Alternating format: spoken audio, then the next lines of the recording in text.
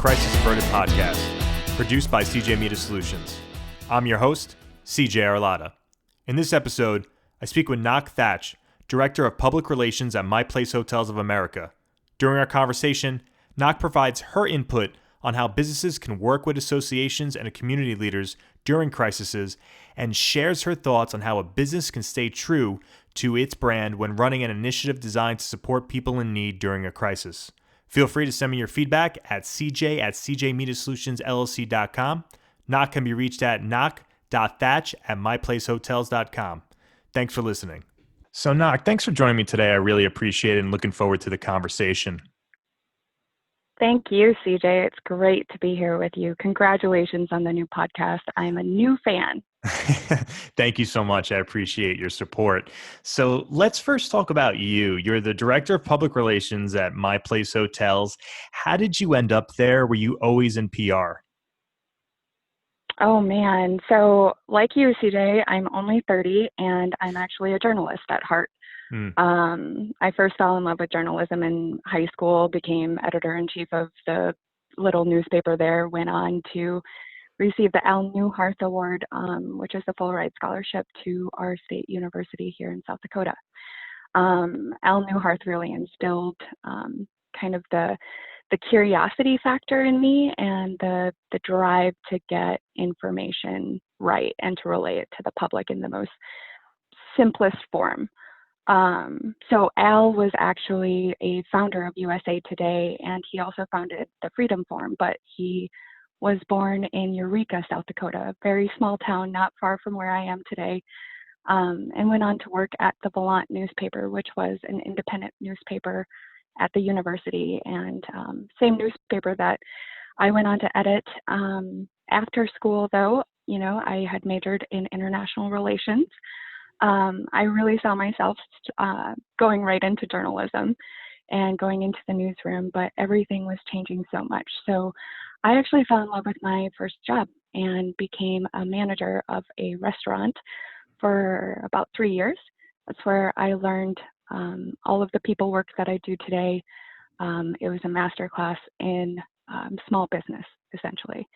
And then I went on to fall in love with sales. I had a brief stint in legal work, doing personal injury, supporting associates in personal injury work. So as far as people work went, it always kind of stepped up. It stepped up from serving them food to working through, multiple year-long cases with them and being able to hand out, a demand check at the end of that process, to selling cars. I actually sold cars for a year and fell in love with it.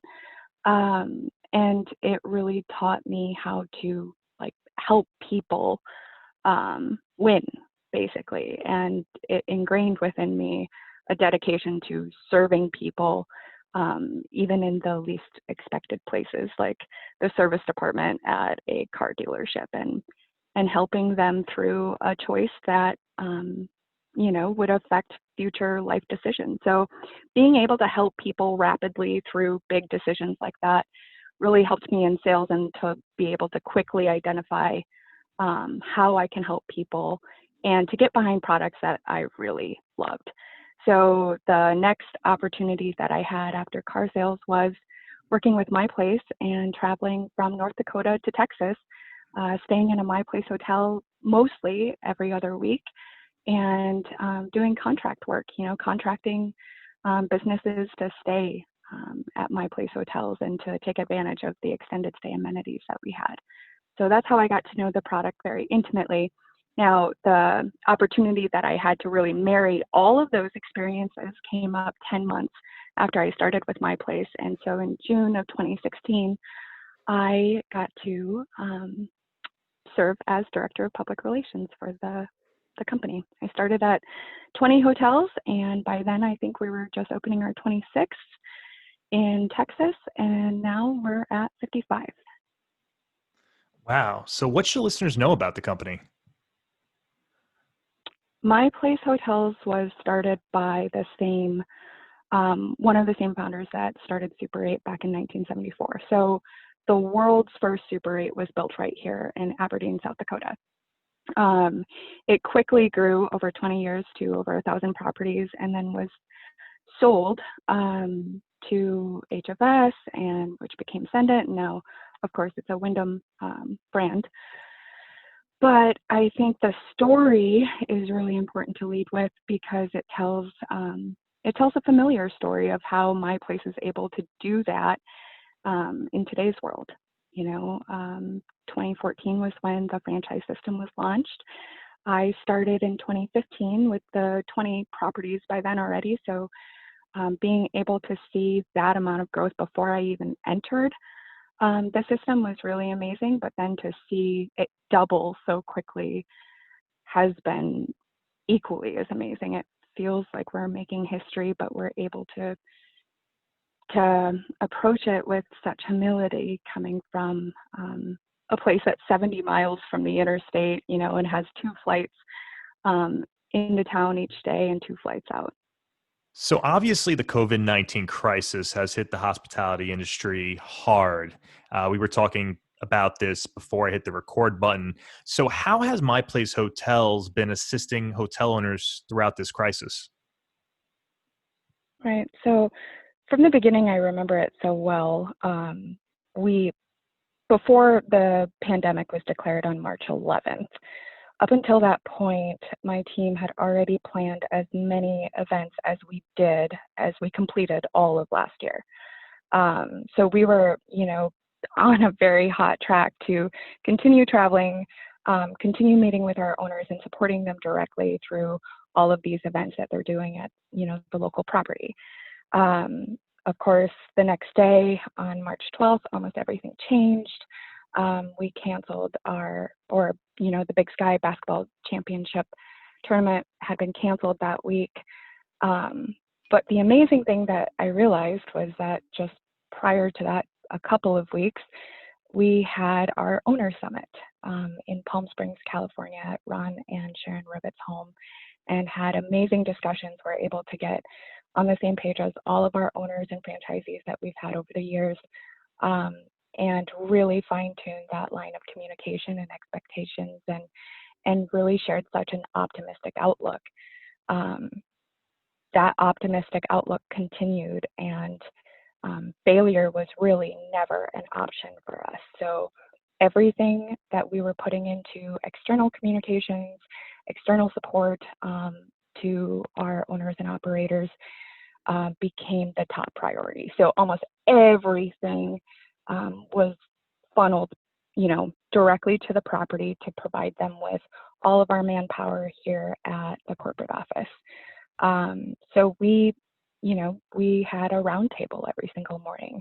We provided all of the analysis that we could gather in our own fields and presented it to the team, and always communicated directly to our operators, our owners, and our guests exactly what we were doing and how we were going to be able to get through this together.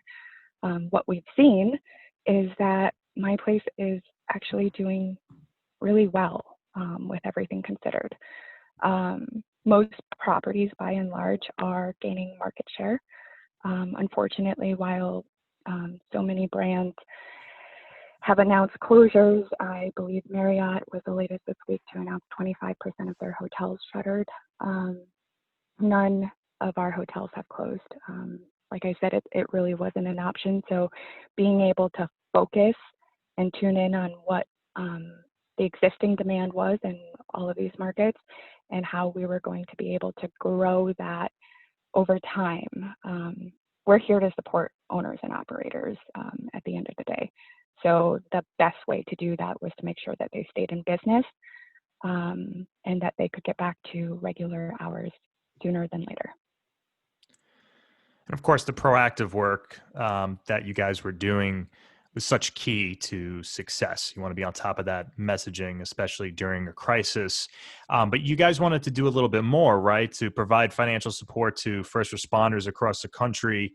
You launched the Help Our Heroes initiative. What should listeners know about the campaign itself? Right. So Help Our Heroes came from an initiative we started just a couple weeks prior to that, which was kind of another return to our roots. Caring for the front lines was started on March 30th. We communicated it with properties. It was essentially a communication and marketing campaign that would highlight all of the best features of my place in a time and place like this. Need was abundant. I think that everywhere we look across America, there is quite a bit of fear. And in response to the fear, I think people need hospitality, they need comfort, they need to know where they can go if they need it, right? So we bridge that gap by communicating to properties that, we're going to provide you with resources to communicate confidently and to connect confidently with your communities. And what came of that communication and initiative was that properties were doing really big things, right? We had a couple of our Texas properties, so Lubbock and Amarillo, stepped up by allocating a number of rooms to be given away for free to first responders in their community, as well as a wait list of rooms to be given at a discount as people waited, for a place to stay for free if they could. So that story was covered by local syndicates. It grew from, I think, 5 mentions after the first night, and it was covered by Fox News the next day, and it blew up from there. We had 32 mentions on the second day after the press release went out, and I think as far as ad value went on the press, they earned just under $300,000 within a few days. The Lubbock property is now 100% full. Amarillo is also doing really well. But this, I think, speaks to the times, right?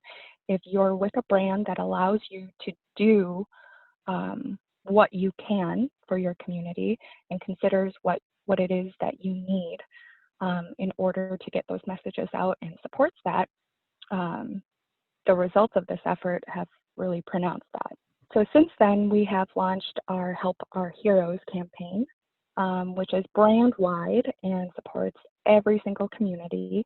And how we're going to do this is by allowing guests to book through the booking code Help Our Heroes, and they can use that on our website or at the property.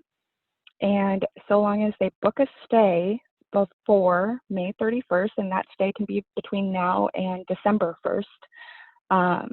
But so long as they book that stay before May 31st, we're going to donate 5% of those room costs, exclusive of taxes, to the First Responders Children's Foundation, which is an incredible organization that has expanded its outreach efforts to provide everything from, direct financial assistance to first responders who've been financially affected by COVID-19, as well as grants for funerals and scholarships. And the work that they do has really inspired us, inspired our owners, and our frontline at the hotels as well. And that's something I wanted to talk about with you, Ngoc. What about working with associations and community leaders during a crisis? For example, why the First Responders Children's Foundation? Did the foundation approach you? Did you reach out? Right.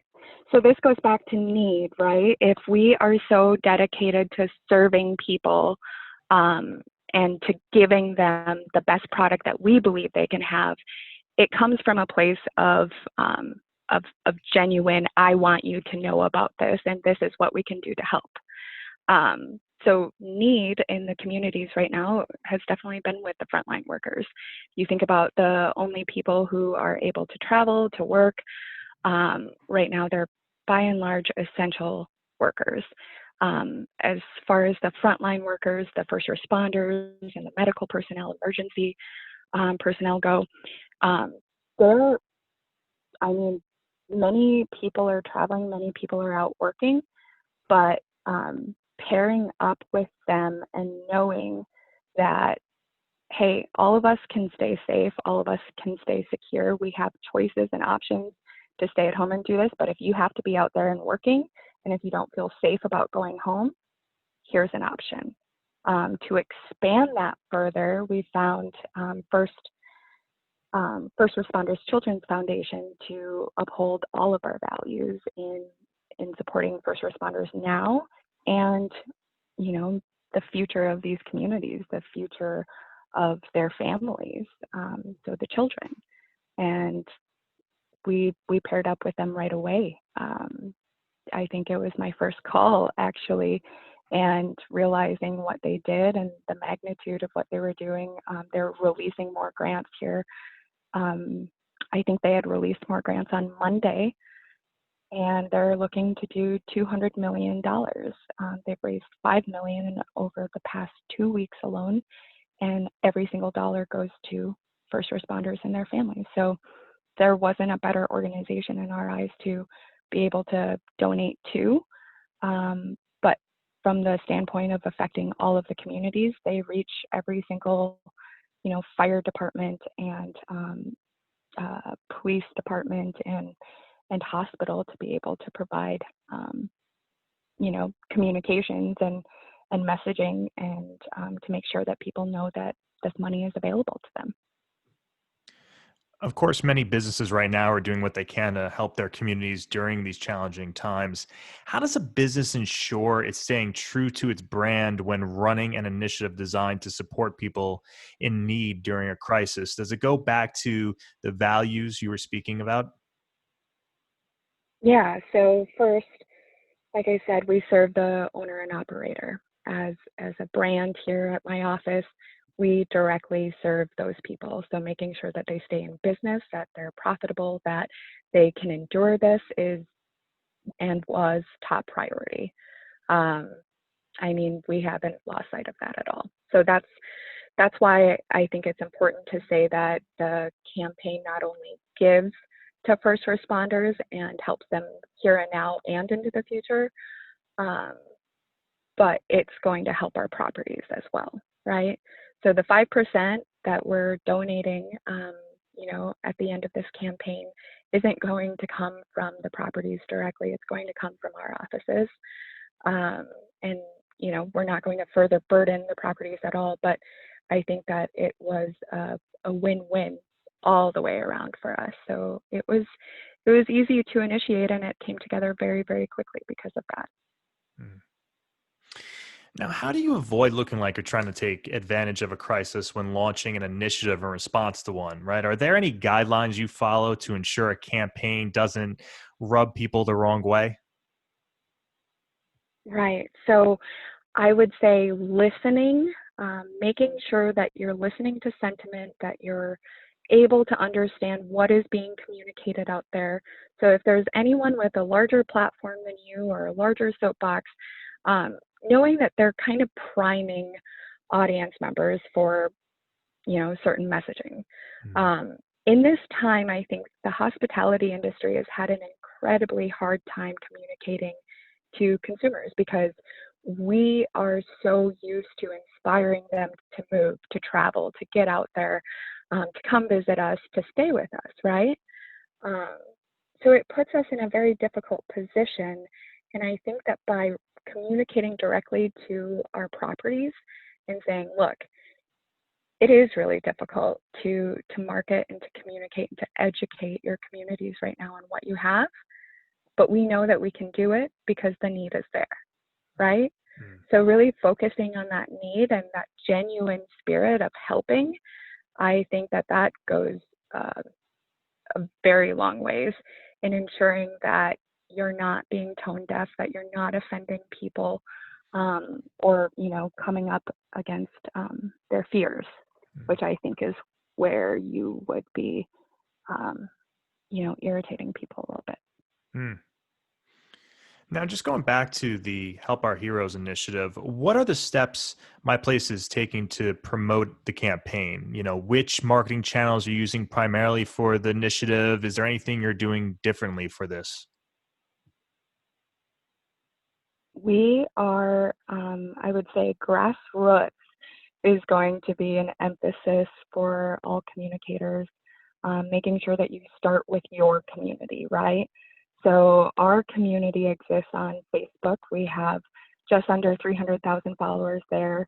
All of our social media platforms together kind of address different areas of our audience, and being able to really market that at a low cost is extremely important at the moment, and making sure that your community is understanding what it is that you're doing and able to get on board with it is extremely important to a low cost campaign right now.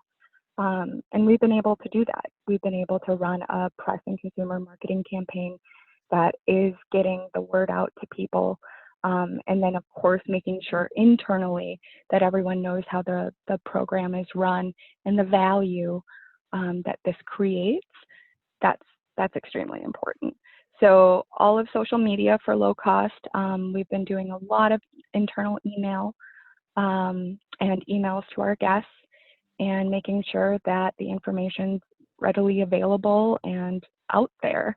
So all over our website, and as well as getting out there every single talking, or every single person within our company is able to get out there with the message of what we're doing. And I think that's really important, and that is really impactful right now. It's really about making sure that you cover all your bases, all of your stakeholders, correct? Absolutely.